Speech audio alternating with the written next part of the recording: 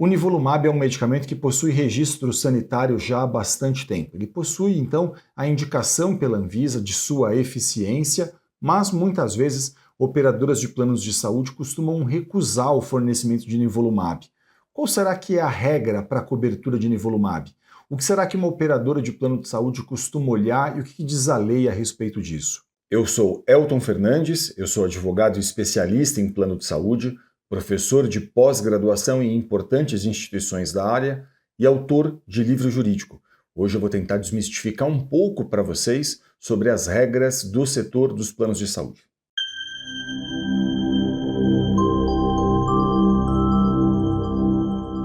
Olha, esse medicamento é um medicamento de uso ambulatorial para o tratamento do câncer. E nessa situação especificamente, a regra da ANS entende que ele tem cobertura automática e obrigatória pela operadora de plano de saúde, sempre que a prescrição do médico estiver em acordo com a bula autorizada pela Anvisa, aprovada pela Anvisa no Brasil. Então, vou repetir a regra para vocês.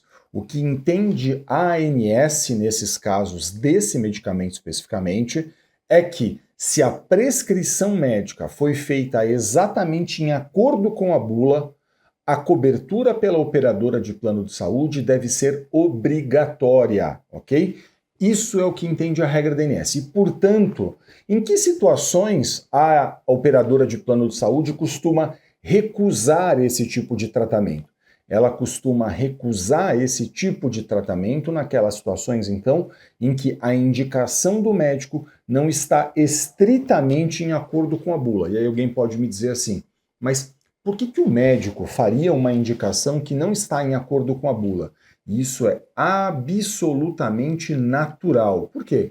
Porque muitas das vezes esse médico, por exemplo, ele participa de congresso, ele participa de palestras, ele participa até ativamente, por exemplo, da leitura de estudos científicos, e esse profissional ele pode ver, por exemplo, que novos estudos já indicam esse tratamento ao caso específico de um beneficiário.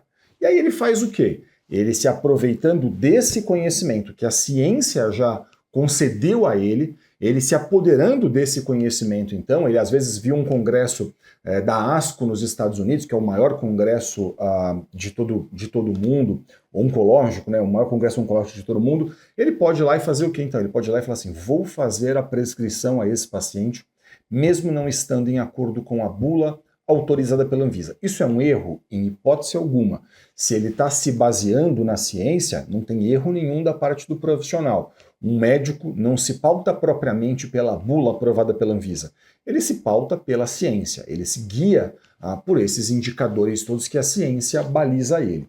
E aí, claro, uma vez que eles tenha feito a indicação, fora dessas condições que estão na bula, a operadora de plano de saúde costuma classificar isso como um tratamento experimental. Essa é o maior tipo de recusa que a gente vê na prática. Ela diz, o caso não está em acordo com o rol da ANS, o caso não está em acordo com a DUT 64, o caso não está em acordo com as diretrizes de utilização, ela sempre vai utilizar, esse tratamento é experimental, é off-label, e basta que o médico, então, tenha indicado o tratamento em acordo com a ciência, ok? Que esse tratamento, então, estará em acordo com a lei. Por quê? Olha, não é errado que um médico faça a indicação de um tratamento em desacordo com a bula. Isso, por si só, não constitui qualquer tipo de erro por parte do profissional. Por quê? Porque vamos imaginar o seguinte, esse médico, muitas vezes, ele está ali acompanhando os melhores e mais importantes congressos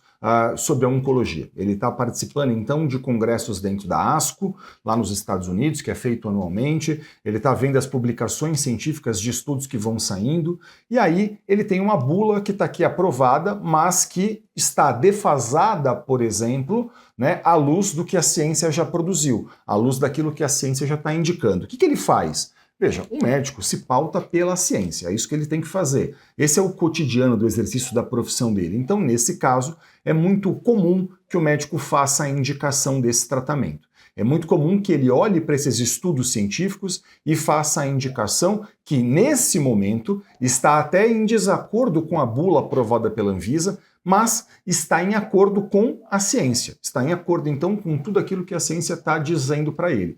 Só que aí tem um descompasso entre a bula aprovada pela Anvisa e a regra da ANS, e tem um descompasso então entre a ciência. E nessa situação, claro, o médico pode ir lá e fazer um relatório, ele pode justificar tecnicamente a opção dele, ele pode ir lá e fazer, explicar para a operadora de plano de saúde, então, por que esse tratamento, mesmo estando, por exemplo, em desacordo com a bula, ele é um tratamento tão relevante ao paciente. Essa é a maior razão pela qual a gente vê no cotidiano, né, no exercício da profissão, eu vejo as operadoras de planos de saúde recusando. Então, o que muitas vezes acontece é que a operadora de plano de saúde, ela diferencia o que é off-label daquilo que ela, ou melhor, ela não diferencia o que é off-label do que é experimental. Ela trata como se tudo fosse a mesma coisa. Off-label é o que não está em acordo com a bula. Experimental, no final de contas, não tem nada a ver com a bula. Experimental, a gente deve classificar isso apenas como aqueles tratamentos que não têm lastro técnico-científico. O fato de não estar na bula não faz com que um tratamento possa ser considerado experimental. E, portanto, essa regra da ANS dizendo que, estando fora da bula, a operadora de plano de saúde, ela não teria, então, em tese, a obrigação de fazer o custeio, ela está incorrendo numa afronta à lei. Né?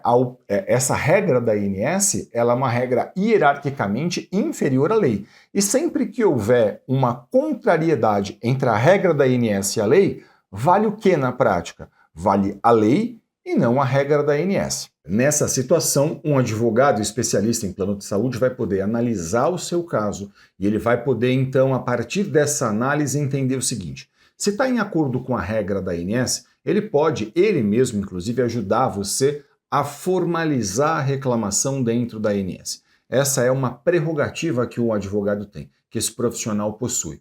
E aí, claro, se não estiver em acordo com a regra da ANS, ele vai ter que entender o caso, analisar se é, por exemplo, a situação de mover eventualmente uma ação judicial contra esse plano de saúde, a fim de buscar no Poder Judiciário a cobertura desse tipo de tratamento. Okay? Então, essa é uma possibilidade que o advogado possui. E claro, você deve estar perguntando, mas será que se eu tiver, por exemplo, que mover uma ação, como é que isso funciona? Né? Como é que seria isso na prática? Isso não vai levar muito tempo? Deixa eu explicar um pouquinho para vocês essa questão. Olha, a ação judicial é um procedimento. Esse procedimento, por exemplo, ele pode ser feito com um pedido de liminar.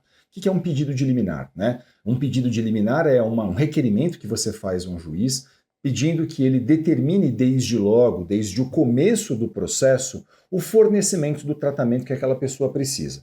Então, por exemplo, se você demonstra para um juiz que existe um direito e uma urgência, o que o juiz pode fazer? Ele pode determinar desde logo o fornecimento daquilo que você está fazendo o pedido.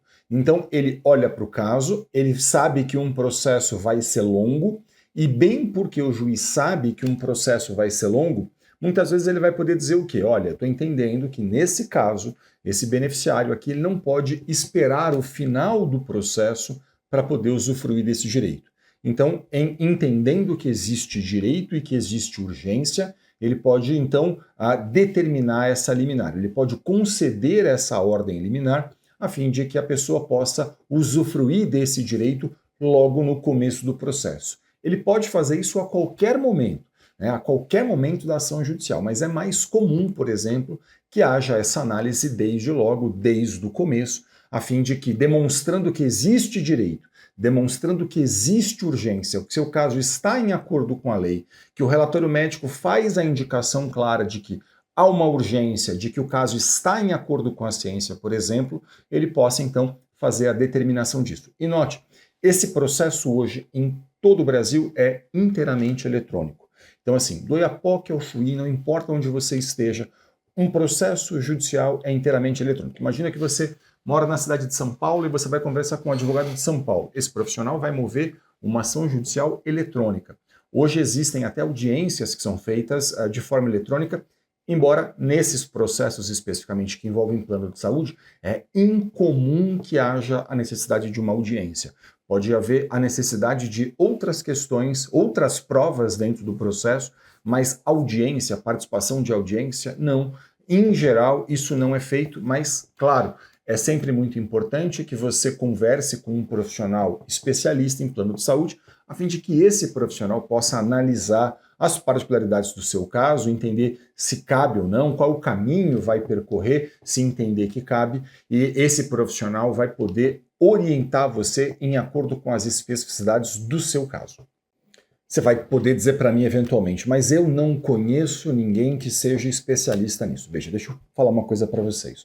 Hoje, essa consulta com o seu advogado pode ser feita até de forma online. E eu tenho muito orgulho de dizer para vocês que em todo o Brasil, nas pós-graduações em que eu leciono, a gente forma profissionais cada vez mais capacitados, especialistas nisso, capazes de olhar profissionalmente para uma questão como essa, capazes de fazer uma análise cuidadosa de um caso, a fim de poder entender quais são as possibilidades que a gente tem, quais são os caminhos que vão ser percorridos. Então, se você não conhece um profissional aí da sua cidade, por exemplo, você pode buscar isso pela internet, fazer isso online com um profissional, não tem problema nenhum, até porque, como eu mencionei para vocês, um processo que eventualmente tenha que ser movido um processo, essa ação será eletrônica, tudo correrá eletronicamente. Então, não importa se você está numa cidade e seu advogado está na outra cidade, se você está num estado e seu advogado está muito distante de você, porque tudo isso pode ser feito hoje de forma online,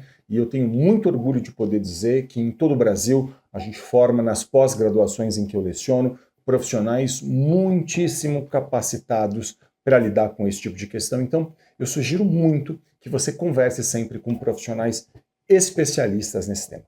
Eu espero que esse vídeo tenha sido útil a você. Muito obrigado pela sua audiência. Se ficou qualquer dúvida, deixe um comentário aqui no canal. Para a gente é sempre um grande prazer poder ajudar, interagir, tirar dúvidas e, claro, não deixe de acompanhar a gente nas redes sociais. Muito sucesso para você e saúde. Até o próximo vídeo.